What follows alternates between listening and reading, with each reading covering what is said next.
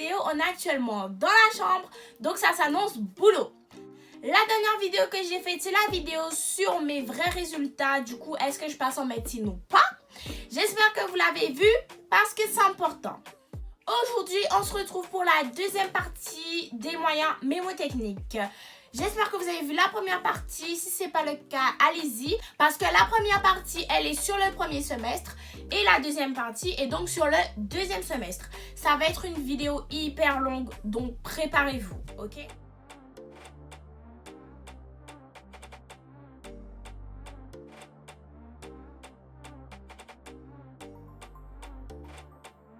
J'ai fait une fiche comme d'habitude pour qu'on soit cadré en fait. Je vais tout d'abord commencer par vous donner les mémotechniques en UE11. Bien sûr, j'ai donné 2-3 mémotechniques ou plus si j'avais plus d'inspiration pour les autres matières. Donc c'est parti. Le premier mémotechnique que j'ai eu en UE11, c'est celui sur les 4 processus de formation de l'embryon. Comme mémotechnique, j'avais PIMS. Ces processus sont essentiels et donc ils sont à savoir. On avait prolifération, interaction, mouvement et spécialisation, d'où le mémotechnique PIMS. Ensuite, je vous avais déjà donné ces deux mémotechniques, c'est-à-dire qu'à la SD2, le disque embryonnaire est didermique, tandis qu'à la SD3, le disque embryonnaire est tridermique. Ensuite, il fallait savoir le nom des différentes molécules telles que les facteurs de transcription et les morphogènes. Il faut donc savoir la différence entre facteurs de transcription et morphogènes. Pour les facteurs de transcription, il nous avait donné tout ce qui est OX, PAX et SOX. Je vais vous les écrire de toute façon. Et à la fin de ces facteurs de transcription, on avait un X.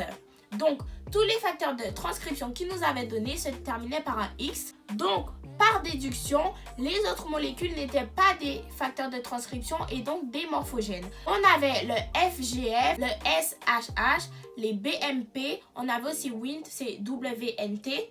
Et vous voyez bien que ces morphogènes ne se terminent pas par la lettre X. Donc, seuls les facteurs de transcription se terminaient par un X. Ensuite, je vous avais dit qu'en UE11, il fallait savoir tout ce qui était semaine de développement 1, 2, 3, 4 et savoir les caractéristiques de chaque semaine de développement. À la SD4, c'est-à-dire semaine de développement 4, on a la mise en place des crêtes génitales chez l'embryon. Donc, je me disais que SD4, vous entendez le son que, ressemblait à crête génitale. Donc, on avait les mêmes sons. SD4 comme crête. Voilà. Et pour finir, il y a la différenciation ovarienne qui commence après la différenciation testiculaire. Et il faut donc savoir à quelle semaine de développement vont commencer les deux. Alors, la différenciation testiculaire commence à la SD7. Je me disais que testiculaire, le petit T, ressemblait beaucoup à 7 avec le T.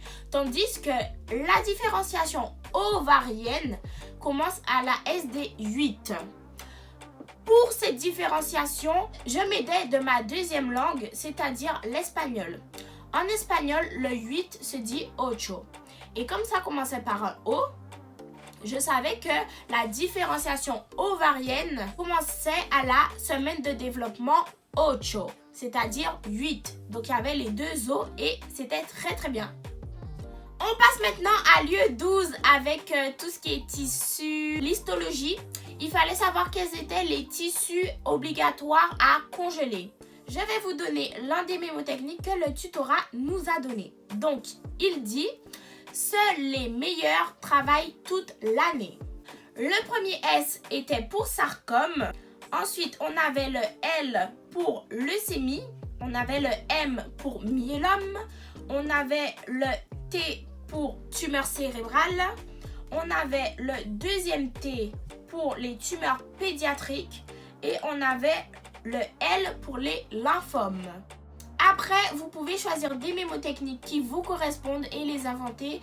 Dès que vous vous aidez, ça va faire l'affaire.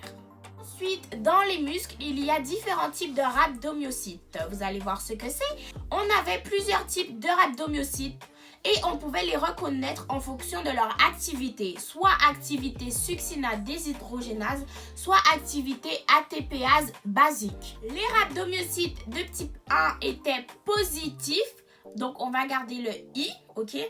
positifs à l'activité succinate déshydrogénase, tandis qu'ils étaient négatifs, on garde le A, pour ATPase basique.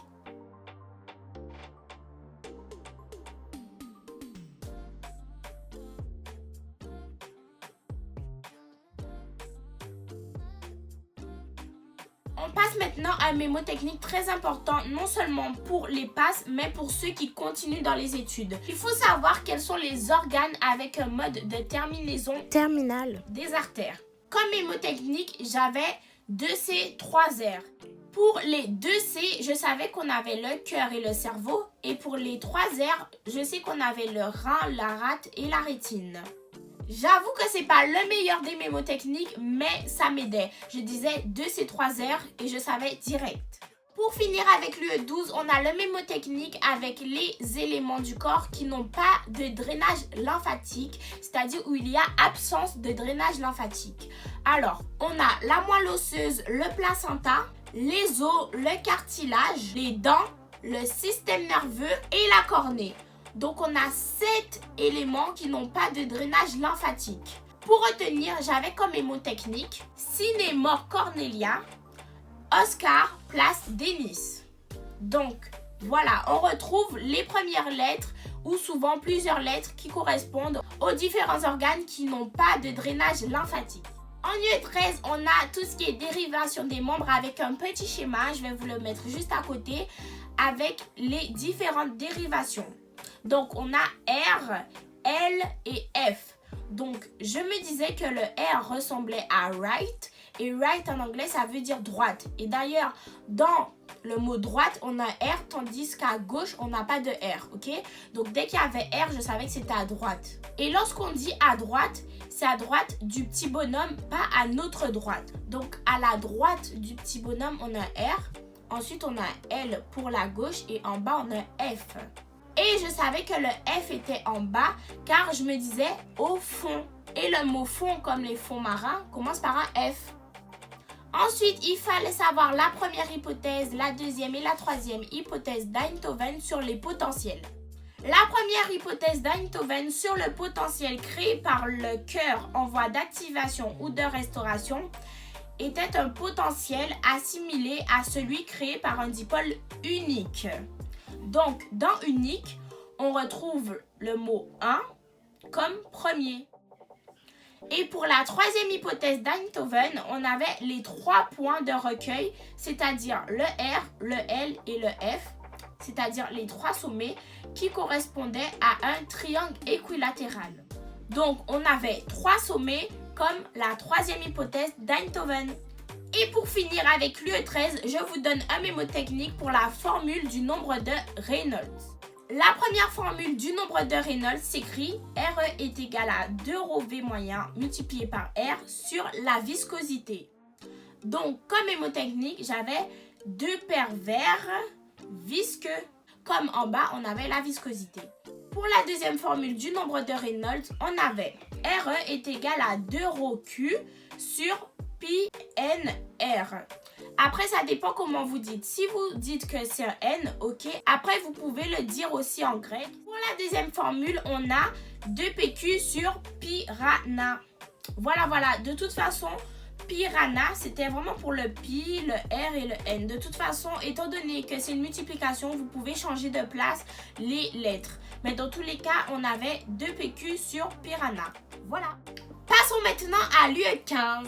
Nous avions à savoir la différence entre les inhibiteurs compétitifs vs les inhibiteurs non compétitifs. On commence tout d'abord avec les inhibiteurs compétitifs. Alors, les inhibiteurs compétitifs avaient leur Km qui augmentait, mais leur Vmax qui était pareil. Étant donné que le mot compétitif commence avec le même son que Km, on a le que. Je me disais que comme compétitif, il y a quelque chose qui se modifiait, on avait le Km qui augmentait. Alors que dans non compétitif, on a le Km qui est égal et par contre la Vmax qui va diminuer, ok? Donc dans non compétitif, c'est comme si on n'entendait pas le son K. Donc le Km va rester le même. On passe à la bioinformatique liée au NGS pour le deuxième mémotechnique. Alors, on avait l'analyse primaire avec PGM, ion tauren. C'est une technique qui utilisait les protons. Et il fallait savoir que cette analyse primaire se nommait FAST-Q. Donc, comme on a le mot fast, et fast, ça veut dire rapide en anglais, je me disais que le plus rapide arrivait en premier, ok? Et comme il s'agissait de l'analyse primaire, on avait le mot fast premier qui ressemblait à primaire. Voilà. Et pour finir avec l'UE15, je vous propose un mémotechnique sur la classification des enzymes. Nous devions donc savoir la différence entre les différentes enzymes et les enzymes qu'on nous proposait étaient les oxydoréductases, les transférases, les hydrolases, les liases, les isomérases et pour finir les ligases. Et en mémotechnique, j'avais le mot OTH-LIL pour le début de chaque enzyme. Voilà, c'est tout pour moi. J'espère que vous avez aimé la vidéo. Si c'est le cas, n'oubliez pas de liker, de vous abonner, d'activer la cloche de notification, de commenter s'il y a un petit problème ou si vous voulez me donner des idées de vidéos, ça va me faire plaisir. À la prochaine. Bisous mes petits poussins.